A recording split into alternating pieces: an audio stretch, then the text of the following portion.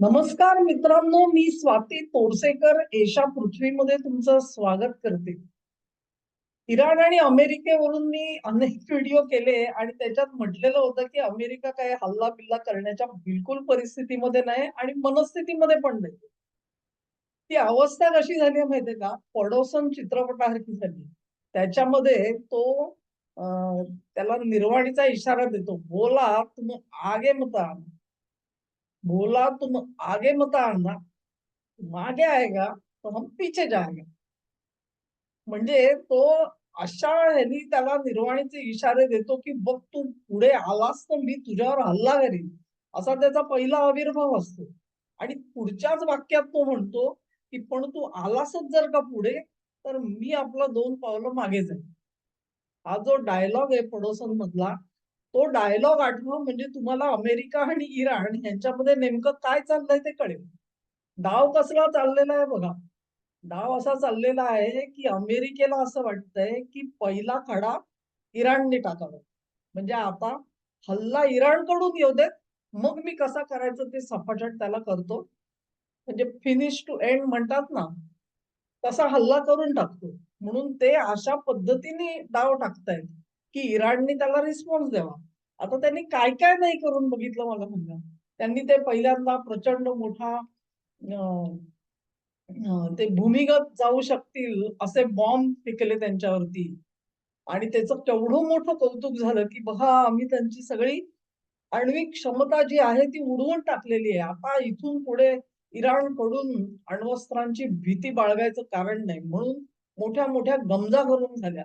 त्याचा काहीच उपयोग झाला नाही. काही दिवसातच अमेरिकेच्या डेमोक्रॅट पक्षाच्या लोकांनी प्रकरण बाहेर काढलं आणि त्यांनी सांगितलं की इराणला अगोदरच कळवलेलं होतं की आम्ही हल्ला करणार आहोत. तुम्हाला जे काय हलवायचं ते हलवून घ्या.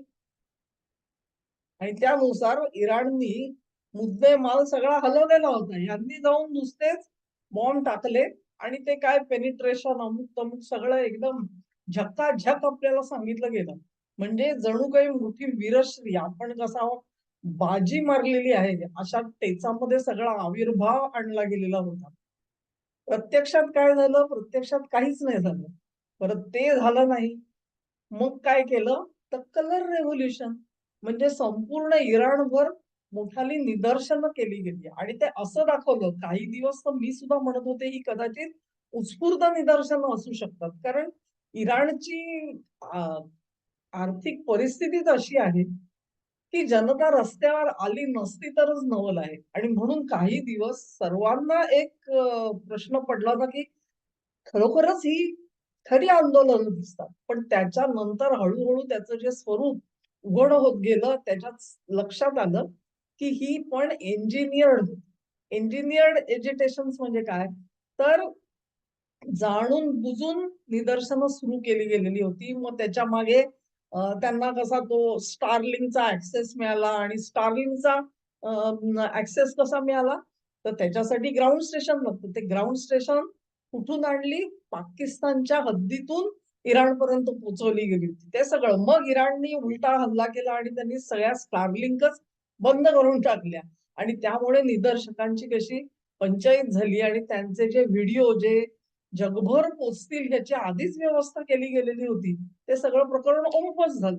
आणि त्याच्यामधून काय झालं तर एक सध्याची जी लीडरशिप आहे, त्यांचं नेतृत्व आहे त्याच्यावर दबाव वाढायचा, जेणेकरून त्यांनी राजीनामा देऊन पोबारा करावा तिकडे. अशी परिस्थिती आणायची आणि मग आपल्याला पाहिजे तो माणूस तिकडे बसवायचा. हा डाव टाकून झाला. तो डाव सुद्धा आज फसलेला आहे. म्हणजे आता अमेरिकेकडून खूप मोठा प्रचार चालू आहे, की खामेनीचे जे कोणी नातेवाईक आहेत त्यांचा आणि असं म्हणतात, की त्यांच्या सुपुत्रांनीच इराणमधून मोठाल्या रकमा हलवून दुबईमध्ये नेलेल्या आहेत. म्हणजे कुठल्याही क्षणी देश सोडायचा झाला तर आपल्या गाठीशी पैसा असला पाहिजे. या हेतूनी सगळा पैसा हा त्यांचा स्वतःचा पैसा हा इराणमधून ऑलरेडी बाहेर काढला गेलेला आहे. खामेनीचे जे नातेवाईक आहेत ते कधीही देश सोडून पळून जातील. आता हा प्रचार आहे का त्याच्यात सत्य आहे सांगता येत नाही, कारण अमेरिका दोन्ही बाजूनी खेळ खेळते आहे. हे सगळं झालं. त्यानंतर मग काय तर ठीक आहे, मग आता ट्रम्पनी निर्वाणीचा इशारा दिला की बऱ्या बोलाने डीलवर सही करा, नाहीतर मी तुम्हाला बघून घेईन. बोला तुम आगे मत आना. मग ते निगोशिएशन सुरू झाले. पण Iran is a tough negotiator. इराणी लोक आहेत ना, ते बिलकुल ह्यांना अजिबात भीक घालत नाहीत. आणि ते त्यांनी पहिलं जे डील केलेलं होतं, ते डील सुद्धा अतिशय खुबीने केलेलं होतं. ओबामा बरोबर ते अशा पद्धतीने केलेलं होतं, की त्यांना पाहिजे ती सगळी सूट मिळत गेली त्याच्यामध्ये. अणु प्रोग्राम त्यांचा कुठेही थांबू शकला नाही त्या करारांनी. म्हणून ट्रम्पला येऊन ते करार थांबवावा लागलेला होता पहिल्या कारकिर्दीत. आता हल्ली दुसरी कारकीर्द. तरी अजून उद्योग तर तसाच सुरू आहे. मध्यंतरीच्या काळात इराणचे लोक जाऊन रशियात भेटले आणि त्यांना सांगितलं, की वेळ आलीच तर आमचं सगळं समृद्ध युरेनियम जे आहे ते आम्ही तुमच्या ताब्यात द्यायला तयार आहोत. आम्ही अमेरिकेच्या ताब्यात द्यायला ते तयार नाही आहोत. त्यांना अट घातली बॅलिस्टिक मिसाईलचं प्रोडक्शन बंद करा, ते ऐकायला तयार नाहीत. निदर्शकांची गळचेपी करू नका, ते ऐकायला तयार नाहीत. आता असं म्हणतायत, की काहीतरी 20-22 हजार लोक मारले गेलेले आहेत. आणि जे मारले गेलेले आहेत, त्यांचे मृतदेह नातेवाईकांना घातच सुद्धा दिलेले नाहीये. कारण इराण वाट बघतो आहे. अमेरिकेने जर का हल्ला केला, तर फटाफट हे सगळे जे मृतदेह आहेत ना, ते अमेरिकेच्या हल्ल्यामध्ये मेले नागरिक असं दाखवून ते मृतदेह आपल्या नातेवाईकांना द्यायचे असं प्लॅनिंग झालेलं आहे. आता ही सुद्धा एक कथा असू शकते आणि ती अमेरिकेने सोडलेली असू शकते. सांगता येत नाही. पण इराणने जर का खरंच असं केलं असेल, तर कसे उलट्या खोबडीचे लोक आहेत तुमच्या लक्षात येईल. तेव्हा इराणशी डील करणं बिलकुल सोपं नाहीये. परंतु वारंवार मोहात पडून सुद्धा अमेरिकेला आजपर्यंत त्यातलं जे खोली आहे, गांभीर्य आहे ते समजलेलं नाहीये असंच आपण म्हणू शकतो. आता पेच कसा निर्माण झालाय बघा. म्हणजे अमेरिकेला वाटतं इराणनी पहिला हल्ला करा. म्हणजे मला काय करायचं ते मला पूर्ण सूट मिळते. तू हल्ला केला, मी प्रतिहल्ला केला. मग त्याच्यात तुझं किती नुकसान होतं ह्याची मी जबाबदार नाही. आणि इराण इराण उलटं करतंय. इराण त्यांना असा म्हणजे चिडवतोय म्हणतो ना आपण ते माकड वरती झाडाच्या वर उंचीवर जाऊन बसलंय आणि ते सिंहाला वाकुल्या दाखवतंय. सिंह मोठा शक्तिमान. उपयोग काय? कारण माकड बसलंय वरती झाडाच्या शेंड्यावरती तिथपर्यंत त्याला पोचायला त्रास होणार हे माकडाला कळतं. त्यामुळे तो तिथून वाकुल्या दाखवतोय त्याला. त्या मोठा शक्तिमान सिंह आहे, पण तो झाडाच्या खाली उभा आहे. असं झालंय. आणि मग इराण म्हणतो, "ये तू करच हल्ला." कारण अमेरिकेने जर का आता हल्ला केला, तर आता इराण थांबणार नाही लक्षात घ्या. आणि अमेरिकेकडे ही बिलकुल ताकद नाहीये, की ते इराणचा सगळा अणू कार्यक्रम जो आहे, तो उद्ध्वस्त करू शकतील. अशी बिलकुल ताकद नाहीये त्यांच्याकडे. पण इराणकडे ही ताकद आहे, की जर अमेरिकेने हल्ला केला, तर ते संपूर्ण इस्रायलला आपल्या टप्प्यात आणू शकतात. मध्य पूर्वेमध्ये जिथे-जिथे कुठे अमेरिकेचे तळ आहेत, तिथे-तिथे ते अशा पद्धतीने नुकसान करून ठेवतील, की काही काळापर्यंत ते सगळे बेसेस जे आहेत ते नादुरुस्त होतील, ते उपयोगात आणता येणार नाहीत.